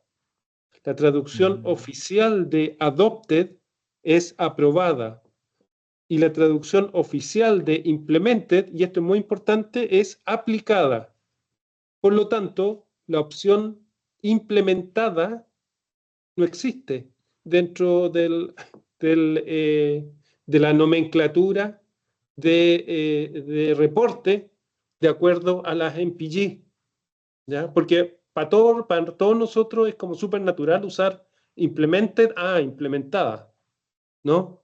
Pero esa no es la traducción que se eligió para la MPG, lamentablemente para nosotros hispanoparlantes, ¿no? Es interesante lo que planteas, porque entonces la pregunta es, una pregunta adicional sería, ¿cuál es la sugerencia? ¿Usar el lenguaje propio de la MPGs o usar un lenguaje propio del país? No, yo creo que hay que usar el lenguaje de la MPG. O sea, si me pongo a revisar, yo como eventual futuro revisor, voy a mirar siempre la MPG y la traducción oficial, que es la que está en la página web de la UNFCCC, aunque no me guste el español que están usando, pero es Buenísimo, el español que hay, ¿no? buenísimo, buenísimo. Gracias por esa aclaración. La siguiente pregunta tiene relación con, dice, hay dos preguntas que eran muy similar. Dice, el NIR, el inventario aún no está terminado y al mismo tiempo estamos trabajando en la proyección de los indicadores de la NDC. ¿Se puede utilizar una estimación de emisiones para mi año del NIR más reciente como punto de partida para mis proyecciones sobre el progreso en la NDC? Sí, es una pregunta súper interesante porque es típico, ¿no? Están trabajando a toda marcha los equipos del BTR, el equipo del inventario, el equipo probablemente de mitigación es otro, no son los mismos, y los dos se miran, uno le dice, oye, pásame los datos, todavía no los tengo, y están todos con el reloj encima, ¿no? Entonces, para hacer proyecciones, dicen las MPGs que hay que usar el último año del inventario. Entonces, pero el inventario se está calculando en este momento y tampoco la gente va a estar, generalmente, en una primera planificación va a ser difícil que el inventario esté mucho tiempo antes que la gente de mitigación se ponga a trabajar. Entonces, lo que se plantea es algo que a mí me ha tocado ver revisando proyecciones de países desarrollados, ¿ya? Y ahí lo que hacen es o dos acciones. Una es utilizar un año anterior, Mm. lo cual no está en línea con los MPG. O sea, el revisor te lo va a mirar y te va a decir, bueno, esto no está en línea con los MPG. Sí, pero es lo mejor que puedo hacer porque no tengo los datos, ¿no? La otra opción es lo que plantea la pregunta, ¿no? Que hacer una estimación de emisiones para el año más reciente que sirva para que por un lado se cumplan los MPG, pero probablemente la proyección no va a haber que rehacerla en 2 años más, ¿no? Cuando se presente el próximo el BTR2. Así que esa sería la respuesta. Es un problema, yo creo que ahí los que hicieron el MPG no pensaron de que los equipos de trabajo trabajan en paralelo, ¿no? No es una cosa en serie tan ordenadita, ¿no? Claro, sí, sí, pero interesantes los puntos que planteas de las dos opciones que tenemos. O sea, usemos, incrementemos la exactitud con años anteriores, pero no cumplamos la MPGs, o estimemos cumpliendo la MPGs y reduciendo posiblemente la exactitud. Es un dilema bien interesante. Oye, y la última pregunta que tiene relación con NDC, que también tiene relación con esta problemática que tenemos de que en realidad los equipos trabajan en paralelo más que concatenados. Entonces, si el inventario aún no está terminado, por lo que no podemos hacer las proyecciones de Hay, ¿podríamos utilizar y reportar en la tabla 7, 8 y 9 de la CTF las proyecciones de Hay realizadas en el proceso de actualización de la NDC 2020?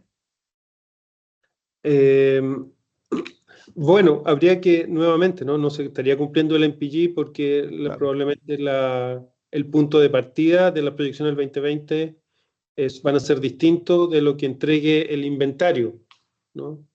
Nuevamente, se puede presentar información, pero va a levantar una nota por parte de los revisores. Pero por otra parte, yo pienso que es mejor presentar la información que tienen los países antes que dejar las tablas vacías.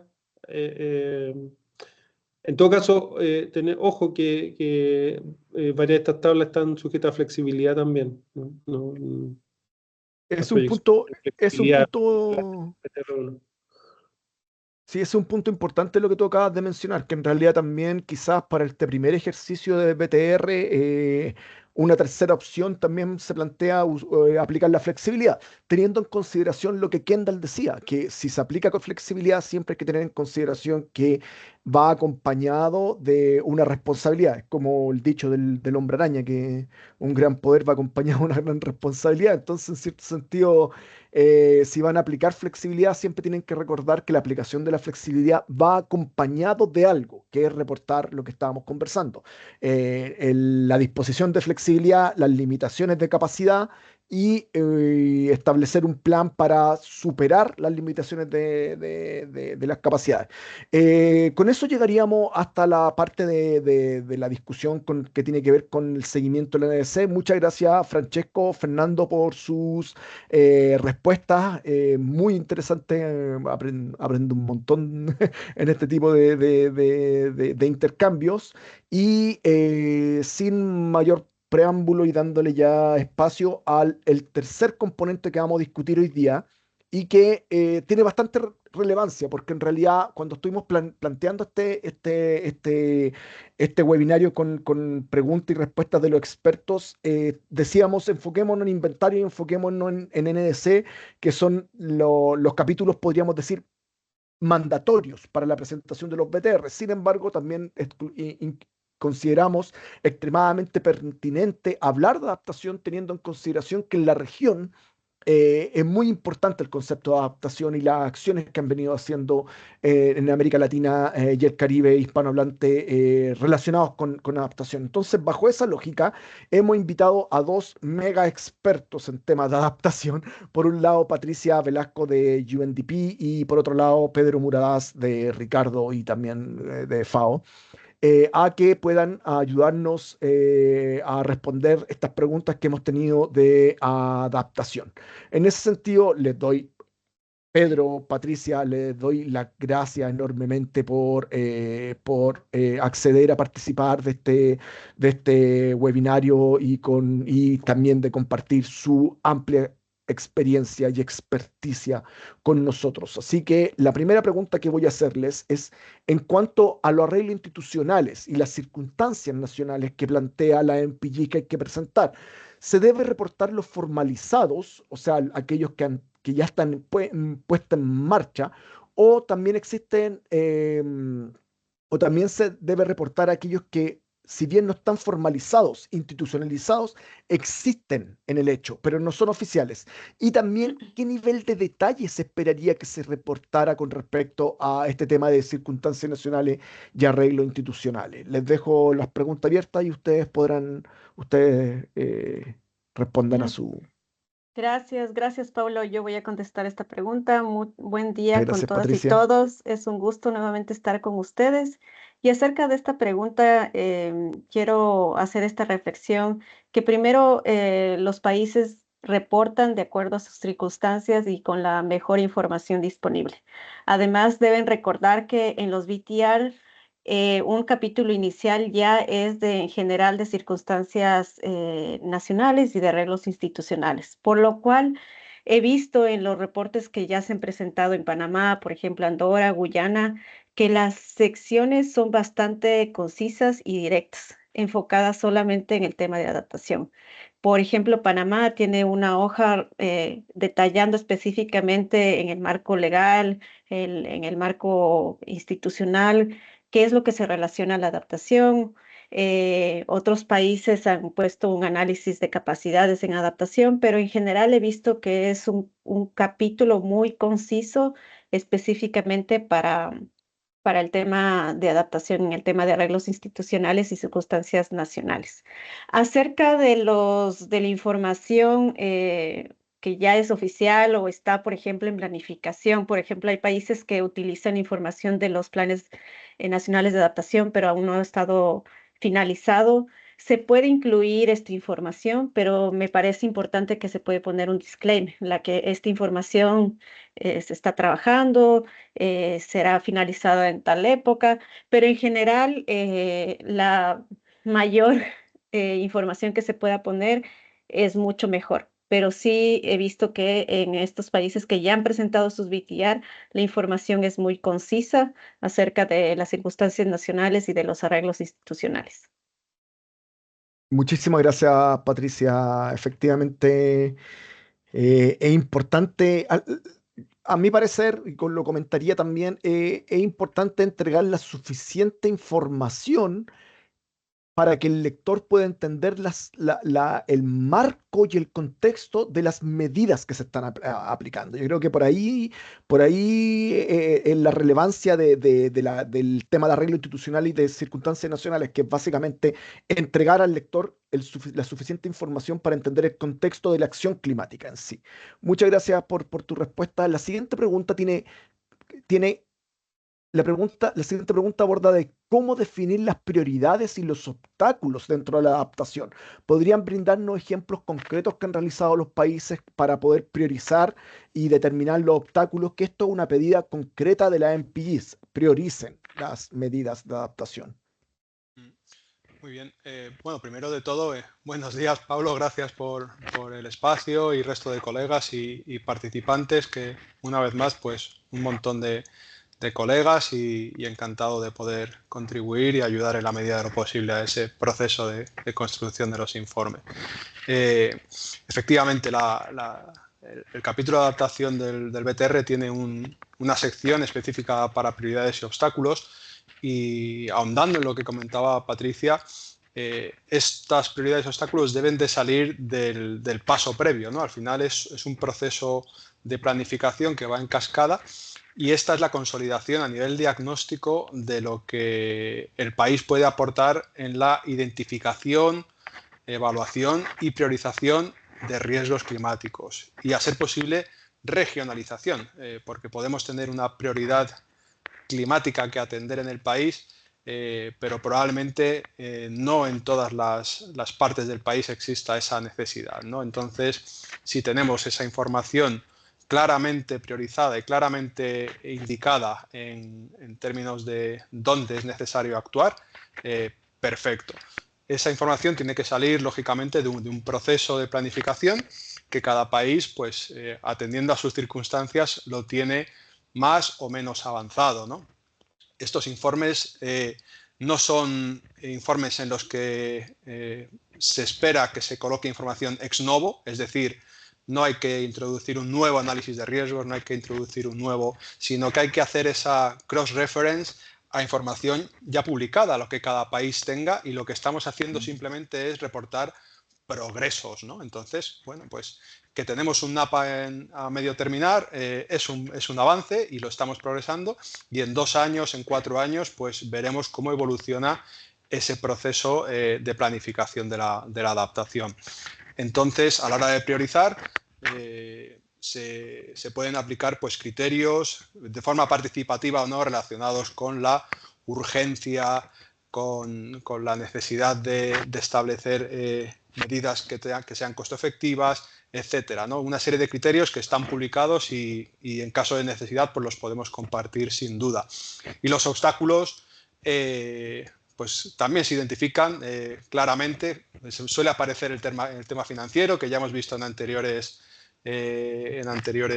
sesiones, fortalecimiento institucional, coordinación interinstitucional, que es básico cuando hablamos de adaptación. ¿Y cómo se presentan este capítulo en los BTR? Bueno, pues hemos hablado mucho del capítulo de mitigación, todo muy analítico, con muchas asunciones, mucha fórmula, factores. Aquí es todo más abierto, y la forma de presentar la información en gran parte de las secciones de los BTR va a ser en forma de texto, muy conciso. Yo creo que esa directriz sí que la tenemos que tener clara, y ir, pues, identificando esas barreras, ¿no? Este es un capítulo de transición dentro del capítulo de adaptación del BTR, y yo creo que los países que hemos apoyado y los ejemplos que ha citado Patricia y alguno otro, pues pasan identificando de una forma muy sucinta esas prioridades y obstáculos. Gracias, Pablo. Gracias, Pedro. Interesante lo que planteas con respecto a cuál es el objetivo propiamente tal del capítulo, más que nada reportar avances. Está interesante esa visión porque justamente uno de los temas que hemos venido discutiendo con respecto a estos diferentes grupos de instrumentos de reporte de la adaptación, y ahí nos encontramos con que hay información que se repite en uno y otro. Entonces también es importante lo que tú mencionas con respecto a que las MPGs a su vez también señalan explícitamente de que tú puedes hacer mención de otros documentos, y al final del día lo relevante es presentar cuáles son los avances en realidad y cuáles son los avances y los resultados. Gracias por esos puntos, me parecen extremadamente relevantes para tener en consideración. La siguiente pregunta tiene también relación con eso, es cómo vincular las barreras y prioridades de adaptación con el capítulo de financiamiento de los BTR. ¿Alguna experiencia que ustedes han visto de cómo juntar esas dos visiones que tienen con respecto a adaptación, pero además cómo se asocia eso con los apoyos dentro del BTR? Sí, esta es una pregunta interesante y también creo que podemos responder que se va conectando con otros capítulos, incluso con los de mitigación, porque a veces Exactamente. las barreras son similares para adaptación y mitigación y hay unas especificidades en adaptación. Y yo creo que igual que Pedro lo mencionó, también es un cross-checking, una recopilación o una reafirmación de otros instrumentos que ya el país ha trabajado. Por ejemplo, hay algunos países que han desarrollado estrategias de financiamiento y en esas estrategias han hecho evaluaciones de necesidades de financiamiento, por ejemplo. Han identificado las barreras y también han identificado la falta de financiamiento, limitaciones, e incluso han hecho un análisis de costos. Normalmente los planes nacionales de adaptación hacen este análisis exhaustivo que también puede ser traspasado al VTR y también puede ser utilizado en el capítulo de financiamiento. He visto en estos ejemplos que ya presentaron el VTR que hay algunos que dedican en apoyo recibido una información, pero yo creo que también para extender más podrían utilizar en el capítulo general de VTR, porque no solo se trata de visibilizar el apoyo, sino también como visibilizar estas barreras y estos gaps que hay aún para financiar la adaptación en general. Entonces, creo que los planes nacionales de adaptación pueden ayudar con esta información. Creo que es importante que no se hace normalmente es este desglose de fuentes de financiamiento, se lo hace mucho más para mitigación, pero he visto que cada vez más hay este desglose de fuentes de financiamiento para adaptación. Y también como el seguimiento de estos flujos de financiamiento, ¿no? Con los sistemas de monitoreo, que normalmente igual es mucho más fácil hacerlo para mitigación, pero he visto que hay un avance significativo también para la adaptación. Entonces, bueno, hay unos casos de estudio más o menos que, que los estuve chequeando, por ejemplo, Malawi no es de esta región, lo siento, pero he visto que han recopilado primero las barreras, han analizado la falta de recursos financieros y técnicos, han cuantificado cuánto necesita el país para la adaptación a un corto plazo, porque también con el tema de la adaptación se necesita mucho tiempo para evaluar, pero me parece una buena práctica que cada vez se profundice más en estos temas en adaptación. Entonces sí hay esta posibilidad en el capítulo per se de adaptación, pero sí recomiendo que se extienda también para darle más peso al tema de la adaptación en el capítulo de financiamiento general del VTR. Muchas gracias, Patricia. Interesante eso. También menciona un punto súper importante, que es justamente el capítulo de apoyos, apoyos necesarios perdón, apoyos requeridos y recibidos. También justamente tiene el rol de relevar la importancia de la acción climática dentro del país. Entonces, es un tema muy importante. Si bien la adaptación y los apoyos no son capítulos mandatorios, la sugerencia, dependiendo de la circunstancia del país, siempre va a ser que lo entreguen para visibilizar. La siguiente pregunta es una pregunta muy, muy, muy que siempre la recibimos y queremos escuchar también comentarios de ustedes, como uno de los principales problemas que se tiene al hacer seguimiento y evaluación de la adaptación es generar indicadores para los efectos del cambio climático. ¿Hay algún acuerdo o metodología de cómo se debe desarrollar esos indicadores para la adaptación? Sí, respondiendo a la pregunta explícita, aún no hay un acuerdo y hay muchas metodologías, ¿no? El problema no va a ser tanto de los países a la hora de elegir las métricas, aunque bueno, hay distintos grados de desarrollo entre países en cuanto a el esfuerzo que se le ha suministrado, ¿no?, a la configuración de ese esquema de monitoreo, evaluación y aprendizaje de la adaptación. Hay países que lo tienen muy desarrollado y otros no tanto, ¿no? Pero yo casi el problema lo voy a ver en el otro lado, ¿no? A la hora de agregar esos esfuerzos y de contribuir a ese, pues a ese global stocktakes que vamos a tener esa necesidad de ver lo que ha llegado el año que viene y agregarlo y reportar un progreso global en términos de adaptación, ¿no? Entonces, yo creo que llevamos varios años trabajando en esa configuración y ya no vamos a poder esperar más. Entonces, esta pregunta va a ser respondida de forma favorable y positiva y más concreta el año que viene probablemente. Y ya hay esfuerzos, programas de trabajo en los que ya se está trabajando, como sabéis, en la elección de las métricas más favorables, ¿no? Ese programa de trabajo de Emiratos Árabes hasta Belén, en el que ya se está trabajando con una lista larga de medidas de adaptación o de indicadores, perdón, de impacto favorable en la adaptación para distintos sectores, y ese esfuerzo tiene que cristalizar, tiene que terminar en una toma de posición común para poder, si se quiere, sumar y agregar todos esos esfuerzos, ¿no? Mientras tanto, ¿qué recomendaciones podemos hacer, ¿no? Yo creo que hemos hablado también de eso en sesiones anteriores, pero no empezar desde cero. Yo creo que dentro de los países, y como hemos dicho, la adaptación funciona a nivel transversal, es un elemento súper crash-cutting, y hay estrategias sectoriales, métricas que nos sirven para reportar vulnerabilidad. Al final, cuando nosotros hablamos de adaptación, estamos hablando de vulnerabilidad, estamos hablando de progresos en materia, pues, sectorial, ¿no? Y bueno, pues la recomendación en este caso desde FAO se promueve utilizar esos indicadores, por ejemplo, que FAO trabaja a nivel nacional, los indicadores del marco de Sendai, los indicadores de medición de progreso de los objetivos de desarrollo sostenible. Hay métricas que nos sirven, pues, para, de una forma general y con una forma muy eficiente, poder reportar nuestros progresos, ¿no?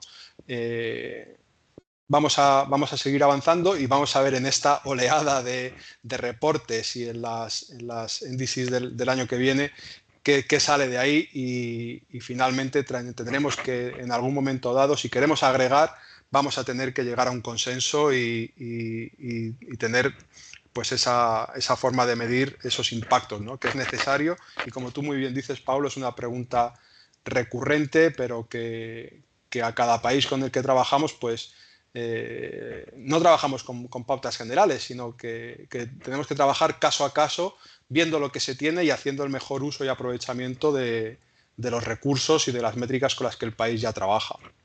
Gracias. Buenísimo, gracias. Mira, y tiene un poco de relación con la pregunta que viene después. Dice, ¿es posible incluir temas de pérdidas y daños en la futura NDC? ¿Podrían darnos un ejemplo si es que fuese el caso? ¿Cómo lo ven el concepto de pérdida de daños dentro de una NDC? A mí me parece que cada vez igual los países han tratado de incluir esta sección de daños y pérdidas, y realmente para mí yo creo que ya los países han tenido mucha experiencia, porque para incluir la información de daños y pérdidas lo que se tiene que hacer es hacer primero una evaluación de impactos climáticos. Puede ser priorizado por diferentes sectores, pero yo sé que ya algunos países tienen esta evaluación de impactos climáticos, por ejemplo, en agricultura, como cuál es el impacto en la producción, las pérdidas de tierra de cultivo dependiendo del cambio de temperatura o de la precipitación, igual en infraestructura, en otros sectores, ¿no? Entonces creo que ya hay un inicio para eso. Luego se necesita evaluar esta pérdida en términos económicos. Y a veces creo que ese es el paso que aún está faltando, pero también sé que hay avances para hacer esta evaluación económica de pérdidas, daños, por ejemplo, los costos directos, indirectos, si hay una infraestructura crítica, no sé, que se puede dañar, o la misma pérdidas en cosechas, etcétera. Entonces ya hay como esto, y luego hay que también hacer una evaluación de pérdidas no económicas, ¿no? Entonces hablamos, por ejemplo, en países que son islas, por ejemplo, ¿cuál sería este costo de desplazamientos forzados, por ejemplo? O en otras situaciones, la pérdida de patrimonio cultural. Entonces, creo que la respuesta es que sí, yo creo que vamos a ver en esta formulación de la NDC 3.0 muchos más países que incluyan daños y pérdidas, y yo creo que aquí hay una gran oportunidad de que el BTR también informe, que sirva de base para tomar decisiones en el NDC, porque en el BTR hay un capítulo específico justo de pérdidas y daños, en donde yo creo que nos va a sorprender, porque sé que ya algunos países han avanzado. Creo que de la región República Dominicana en su última NDC incluyó un tema de infraestructura, y Chile también. Entonces yo creo que seguramente en la formulación de NDC 3.0 va a haber mucho más variedad, y también incluso para poder aprender acerca de las metodologías, que sí hay herramientas a nivel global que nos pueden ayudar a esto. Entonces sí creo que va a haber una gran oportunidad, y por el momento yo creo que sí hay pocos, pero sí la discusión, incluso con el fondo de pérdidas y daños, atrae que se desarrollen cada vez más estos estudios, y un poco más enfocado a la parte económica, porque lo que sí hemos tenido ya con las comunicaciones nacionales es que sí ya hay un análisis de riesgo, de impactos, pero aún falta como este link con la parte más económica, que yo creo que cerraría, digamos, el ciclo para poder reportar adecuadamente el tema de pérdidas y daños. Muchísimas gracias, Patricia, por esa respuesta al tema. Bueno, sin lugar a duda, sin lugar a duda, el tema de pérdidas y daños es bastante complejo y un tema que se está en pleno desarrollo. La siguiente pregunta, por tema de tiempo, voy a saltármela esta, voy a ir a las 7. ¿Cómo se incluye y cuál es la importancia del concepto aprendizaje en el marco del seguimiento y evaluación de la adaptación? ¿Cómo se reporta esto dentro del BTR? ¿Cómo se podría reportar? Disculpen que me haya saltado una pregunta, por tiempo prefiero... No hay ningún problema, no hay ningún problema.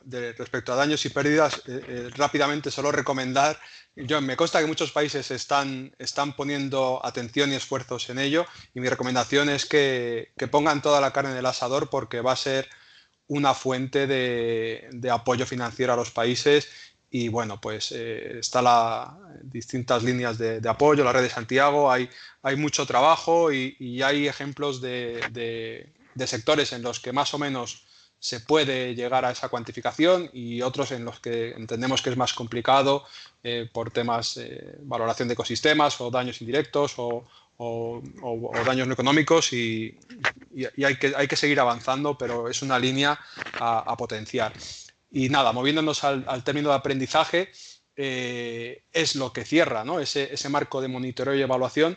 En el caso de la adaptación, hemos comentado alguna vez que trabajamos en iteraciones, y el producto, ¿no? el extracto del trabajo de seguimiento que hacemos nos tiene que ayudar a llevar un esquema de gestión adaptativa, no por hablar de adaptación al cambio climático, sino por adaptar el sistema al conocimiento que vamos extrayendo del mismo según vamos viendo cómo vamos progresando en la implementación de nuestras estrategias de adaptación. Ese es el aprendizaje. en su máxima extensión, pues tendríamos ciclos de planificación, ¿no? Bueno, pues, que tienen que ser necesariamente de largo plazo, especialmente si trabajamos, por ejemplo, con soluciones basadas en naturaleza. No vamos a saber de un día para otro si nuestras estrategias son efectivas o no, ¿no? Entonces, esos ciclos largos de planificación de la adaptación, que pueden ir hasta más de 10 años, se aplicaría, ¿no? Pero también en el corto plazo y en el pase corto, ese concepto de aprendizaje tiene que ir entrando y permitiéndonos sacar el mejor partido del esfuerzo de reporte que estamos haciendo, ¿no? No es simplemente una obligación derivada de ser signatarios y ratificar el Acuerdo de París y cumplir con los compromisos de París, sino que nos tiene que servir como país de ejercicio para ir modificando el rumbo de nuestra estrategia sobre la marcha. Gracias, Pablo. Vale, muchas gracias. La siguiente pregunta dice, ¿existen mecanismos de apoyo financiero para que el sector privado pueda implementar medidas de adaptación? Esta es una pregunta bastante compleja. Creo que podríamos dedicarnos un webinar solo para eso, pero rápidamente yo creo que cada vez incluso los fondos climáticos existentes están tratando de que haya una diversidad eh, de recursos y de fondos, ¿no? Entonces creo que sí hay una oportunidad cada vez más. Yo he visto, por ejemplo, que el fondo, el GCF y Adaptation Fund tratan de incluir que haya un cofinanciamiento o haya un interés del sector privado.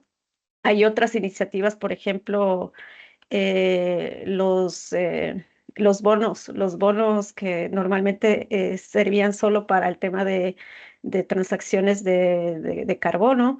Ahora sé que en Fiji, por ejemplo, y me parece que un país latinoamericano, si no estoy equivocada, es México, que ya hizo esta prueba de un fondo, de un bono para la adaptación. También creo que hay una oportunidad grande en el tema de incentivos fiscales y subsidios en donde los gobiernos puedan ofrecer esos incentivos para que se haya reducciones de impuestos, exenciones para que las empresas privadas también puedan invertir medidas de adaptación de acuerdo a su cadena de producción o de acuerdo en dónde estén situadas. Creo que otro caso del sector privado para el tema de adaptación pueden ser los seguros climáticos, que creo que cada vez más, tal vez no lo llaman como seguros climáticos, pero sí es un mecanismo en crecimiento que permite a las empresas protegerse de los riesgos climáticos y también, por ejemplo, ayudar a otros de la cadena productiva a que también estén protegidos. No sé, como por ejemplo en el tema de la agricultura, que hay en gran escala, también pueden haber un apoyo allí. El tema también que yo he visto más, que está más en boga o que se está tratando de mejor y explorar un poco más el tema de las partnerships públicas privadas, de estas relaciones públicas privados, que no es nuevo, pero es muy nuevo para el tema el tema de adaptación. Entonces he visto que hay algunos fondos, por ejemplo, en Cartagena, que trabaja mucho con el sector turístico, pero también con el gobierno. Entonces hicieron como una empresa pública o privada para poder cumplir con su plan de cambio climático, por ejemplo, en Cartagena. Entonces, ahí está creciendo cada vez más, digamos, esta participación del sector privado. Yo creo que hay algunas barreras aún de, por ejemplo, de que el sector privado pueda hablar el mismo idioma que el cambio climático y pueda entender los impactos a largo plazo también del cambio climático en sus actividades. Entonces, creo que cada vez, como les menciono, hay más interés. Los fondos climáticos están poniendo más esto como una condición. Hay estas relaciones público-privadas, este Fondo Verde de Adaptación, por ejemplo, que se trata de los mercados de deuda. Entonces también es algo que a mí me ha llamado mucho la atención, que no lo había entendido antes, y esto de los seguros climáticos como ejemplos. Bueno, ya lo dije, México, creo que en otras regiones Bangladesh es pionero en este tema de los seguros para proteger a los agricultores, por ejemplo, en sectores muy prioritarios para ellos. Y eso ha facilitado que haya como asociaciones entre aseguradoras privadas y también del gobierno. Entonces, de esta manera yo creo que se puede aprovechar y se puede ganar, un ganar-ganar con el sector privado.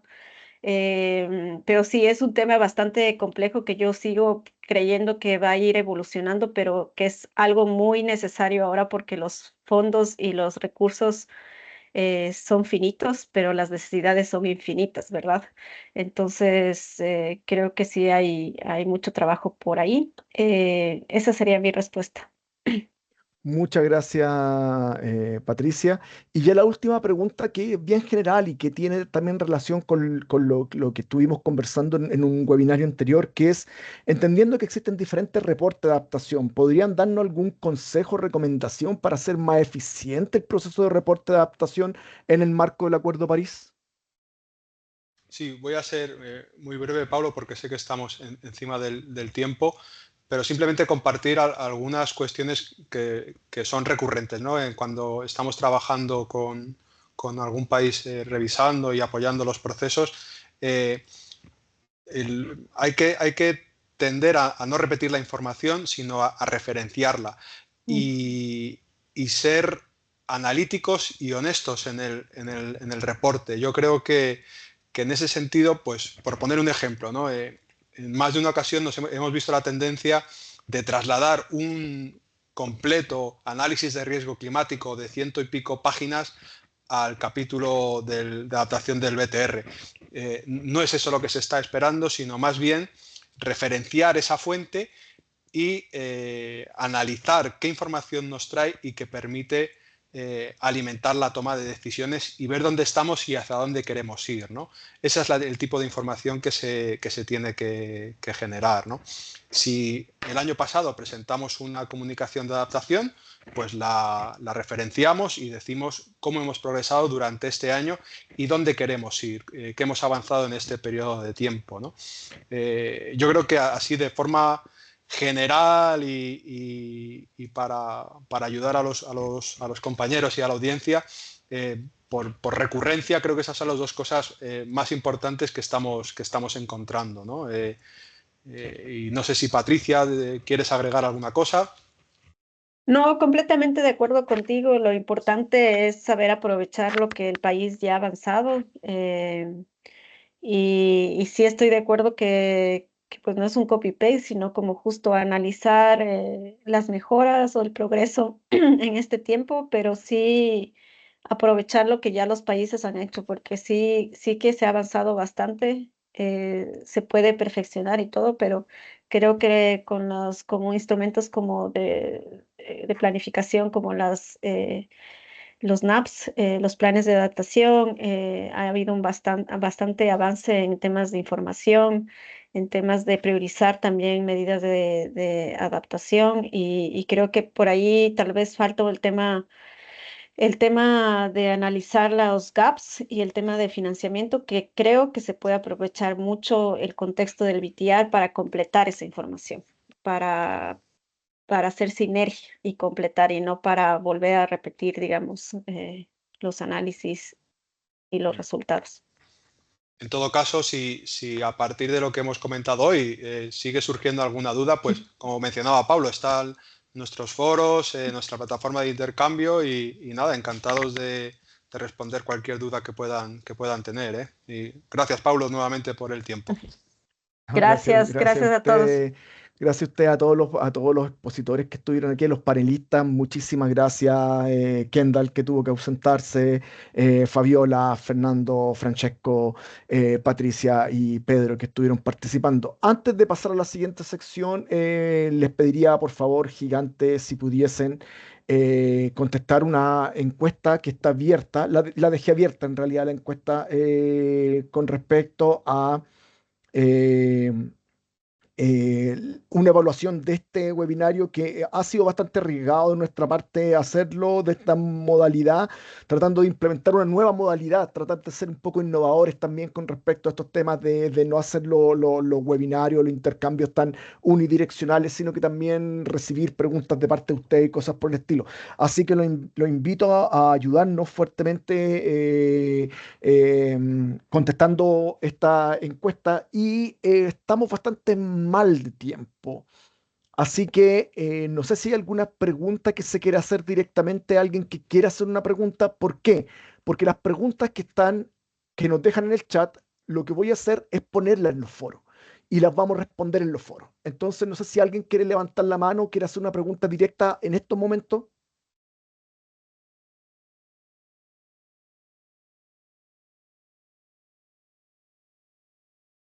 ¿No? ¿No hay preguntas? Ya, vuelvo a insistir, las preguntas que se hicieron en el chat las voy a poner en los foros de este webinario. Así también ustedes van a poder ver que otros foros, porque hay bastante. Acuérdense que están los foros de cada una de las actividades que hemos hecho en el año. Hemos hecho más de 12 actividades, 13 actividades, más de una por mes con Civic GSP durante este año.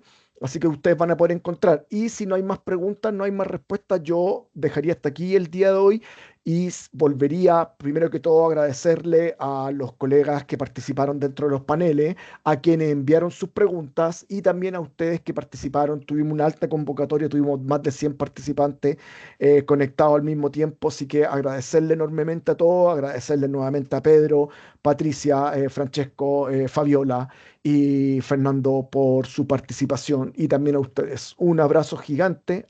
Tenemos una pregunta de... No, no tenemos preguntas.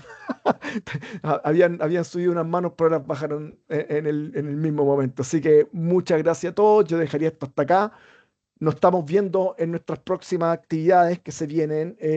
Pueden saber las actividades en la página web de la plataforma de transparencia climática. Y nos estamos viendo. Un abrazo grande a todos. Chau, chau. Hasta luego, buen día. Gracias, buen día a todos y todas.